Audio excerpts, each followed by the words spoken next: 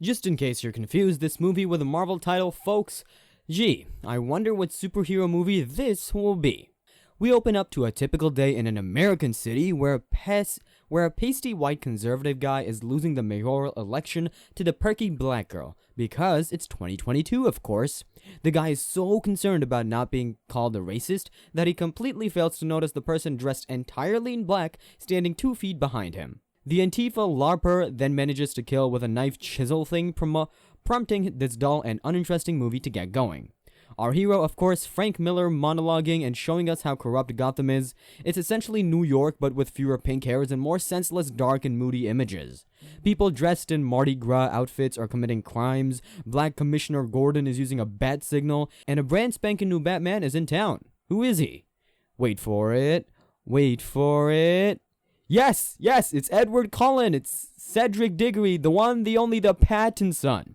Seriously, that kid was good in The Lighthouse, though. And now we get the Batman cliches out of the way. Batman helps cops don't trust him. Gordon trusts him, cops do cop things. Batman helps them do cop things. Leave all dance this dance before, my dear viewers. Yes, a different commissioner hates the Batman. And yes, there is a riddle here. And yes, the Batman is the only one who solved the first piece. This is all following a pattern. Come on, folks, it's Batman. It's every single story seen, read, viewed, animated, shot, played, and repeated over and over again. And to make this crime as gruesome as possible, let's have the kid of the murder victim be the one to find his body, and let the kid be the same age Bruce was when he lost his parents. Can you tell the symbolism yet? Also, there's a big announcement about the death, so of course it's a big deal, big enough for the Batman to monologue about it for 7 hours. And good God, we have more Batman cliches. He's working in a cave, he's taking notes, he's got high-tech crap, he's being all encompassed in his work, and oh look, the news is talking about dead mommy and daddy. I'm fairly sure we get to see Alfred soon, because of course we do, because this movie is predictable as all shit. Look, I've been around a long time, audience. I've seen a lot of Batman in my time. I've seen a lot of good, even great Batman stories brought to life. I've also seen my fair share of incredibly shitty Batman stories. I've also had the pleasure of enjoying some underrated gems. Hell, some of them are even downright masterpieces. So, I don't want to hate on this movie just for being unoriginal, but I can't really help it. Like, Pattinson is a good enough actor and Matt Reeves is a cool director. They tried their best here and their best was mediocre. So just bear with me for the rest of the video, alright? It ain't gonna get better, and after you're done, give other Batman media a try. You can find some genuinely awesome crap out there, even outside the comics. Right, now get back to the review. Well, Smeagol McCloud the Butler appears, trying to put some sense into the Twilight Night, but the young millionaire is having none of it. Then the two try to decipher what the Riddler's been saying, only to be interrupted by a maid? Wait, they give Batman a maid? It's new. It's not interesting, but at least it's new. Solving the riddle, the Twilight Knight, and not yet Commissioner Gordon. The two realized that the criminal gave them the finger, albeit the wrong one, and with some bat sleuthing, they realized that the mayor has been engaging in illicit acts with a woman of the night. Also, there's a villain in there somewhere. Can you guess from this photo and pose who it might be? Naturally, after beating the shit out of some goons, the Twilight Knight is talking to Mr. Birdman, only long enough to be interrupted by a race-swapped Selena Kyle. And yes, she makes it a point to let people know what race she is in the movie. I swear, I hate modern identity politics, as if you lot can't tell already. And to top it all off, they made her bi. We're so progressive. They even have the Twilight Knight looking at them, just so the audience knows he approves of the LGBTQIA plus etc rights. Oh, and as if we didn't already figure it out, the Catwoman character acts like any other Catwoman. Breaks into a massive mansion, tries to steal stuff, Batman catches her, the two fight, he overpowers her, they make her, there's tension and friction there. The only difference is that this Selena is hot for a different person. The same person that seems to have gone missing. And here's our villain, folks. It's the Riddler, but all edgy and incel-y. And yes, every single person you've seen that's a friend of the mayor was tied to the criminal underworld. How shocking and utterly unpredictable.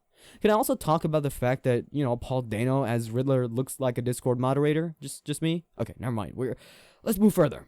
The Twilight Knight and the Melanin Cat decide on working together. It doesn't take long for edgy Enigma to send another clue, and so the young couple-to-be decides to use those contact lens things to infiltrate the criminal underbelly. Yup, that tech is something else. Doesn't glitch or anything. Apple should look into this a bit more, huh? Drugged up cops? Check. Selena disobeying orders? Check. Girls bickering about stuff? Check. New villain emerges? Check. We've checked all the boxes, folks. Let's speedrun this thing. Since we have 2 more hours of this goddamn movie to go, Melanin Cat is not pleased with Twilight Night, Edgy Enigma is not pleased with the current establishment figures, Gordon is not pleased with the current situation of the case, Alfred is not pleased with Bruce not wearing cufflinks, and the crowd of Gotham is not pleased with the contemporary state of affairs. Of course, our little hero has to talk to the big bad guy, but he also has to get a verbal rundown by mayoral candidate Diversity Hire. And just when you thought this memorial service will remain dull, a car crashes the party and Tweaker from last night appears with a Saw-style bomb around his neck, prompting the Twilight Knight to investigate. Now, a question for you who want to play at home. Will the guy survive? 20 seconds. 20. 19, 8, oh god, still an hour and a half to go. Okay, time for another speed run. Twilight Knight fights cops, Gordon helps him escape. He has the goofiest fight scene of all time in all of cinematic history. The 2 men reunite, they talk about the Penguin and the Riddle. The Twilight Knight goes for a stakeout, he finds the Melanin Cat there, the 2 banter lovingly, and the gangsters shoot at each other. I'm sorry, I really wish that part was fun, but it wasn't. None of it was fun. This movie is painfully unamusing. I mean, I'm deadass trying to make it work here. I swear. I want to talk about the events of the movie, but it's just so friggin' dull. Nothing of interest is going on. I wish I could shoot myself right now and not write this goddamn script. You know, the old movies by Tim Burton and Joel Schumacher at least had some staying power? I mean, sure, they were insane as fuck, but you could write an entire episode on Batman and Robin alone. Hours of poking fun at his costume nipples, his lavish outfits, the god-awful acting, the tacky fights. It's a gift that keeps on giving. But this, it just drags on and on and on. I'm not even making any jokes at this point. It is so bad. What? What's that? Oh, okay. So Okay, understood. Okay, so unless I continue the review, apparently I'll be cancelled off YouTube. So Melanin Cat and Twilight Knight meet up on the roof after an island Zoom session. They swap some saliva before the movie is mercifully allowed to continue. Through some utterly boring sequence of events, our intrepid hero talks to that ball-polishing idiot from The Big Lebowski, finds out that his dad did some dirty dealings, then came back to chat with his Gollumite butler. Naturally, the movie makes Thomas Wayne to be a spotless human being, so any real tension is gone. And just to make the cliche plot complete, Melanin Cat is about to do something just criminal enough for her to be established as the bad guy, and just sensual enough to make her appealing to the Twilight Knight. We essentially learn that Falcone is the Gotham Czar, so naturally our intrepid heroine is out to kill him dead until he dies, passing away, kicking the bucket, pushing up the daisies, because he'll be dead. Now we need a girl power moment in this film about Batman, because why not? It's 2022, Melanin Cat is getting ready to bust the cap in Falcone's ass, while all of a sudden the Twilight Knight crashes the party, resulting in some expensive choreography that still looks less believable than the WWE. Falcone decides that all of that kung fu ain't enough to stop his tried and true method of beating an opponent, smacking a woman upside the head with a stick. The Big Lebowski ball guy is about to put an end to Melanin Cat, but she's stopped by the Twilight Knight just in time. Naturally, this will be inconsequential since immediately after the gangster's arrest and some parting words by the Bird Boy, he gets a bullet in the gut or the head. I can't even tell. The movie's too dark to see. So, do we get an actual villain reveal this time? Oh, I think we do. And yes, he's as wormy and pasty as you can be. Kind of like those weedy little white Republican Redditors who can't get laid. Yeah, you know those Discord mods I was talking about? Exactly the same. Yes, I mocked the both right and left. If you haven't figured it out yet, I'm a channel that pisses on everybody.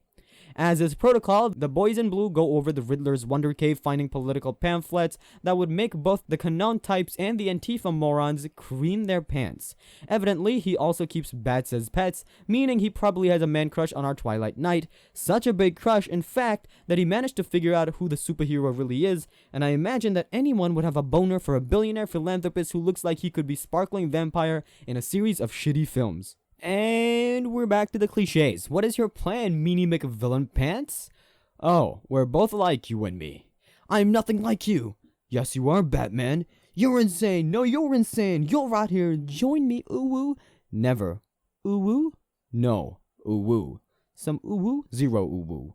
It all follows a pattern at this point. Now, here's a part of the film I can appreciate. The Twilight Knight and cop number 752 find a map of Gotham etched into the floor with a masked man talking to his fanbase of autistic Reddit manchildren. He actually planned to use the election of Black Mirror Lady to instill chaos and actual political maneuver from a fringe lunatic. And what does it result in? Explosions around the city and the literal flooding. It's kind of perfect. Wipe away the whole cancerous metropolis with Mother Nature. Good job, you bespectacled nutso. The ensuing chaos is something to behold. People are drowning, the Twilight Knight is fighting the pasty Redditors, the diversity hires are paling up together, and Melanin Cat makes a return cameo. And just so the movie can squeeze out a bit of that Marvel money, they have the Twilight Knight inject himself with something to make him look like the Incredible Hulk. He nearly mows down a pasty dude before Gordon uses the power of his mustache and raspy voice to stop him. Naturally, the hero has his heroic moment where he saves the goddamn city, but it's still left in ruins, moister than a Vietnamese prostitute after a night together with me. Don't judge me, asshole. Oh, and here's a bit of pointless teaser cameo of your favorite villain. Stiltman! Wait, he's a Marvel character. That joke doesn't work. Condiment King. There you go. The last few moments of the film? Well, it's a bit of romance, a bit of sexual tension, a bit of Twilight melanin sparkle, you know what I'm saying? And our hero, gallant as he is, drives off into the sunset, sunrise. Whatever, the review's done. Later!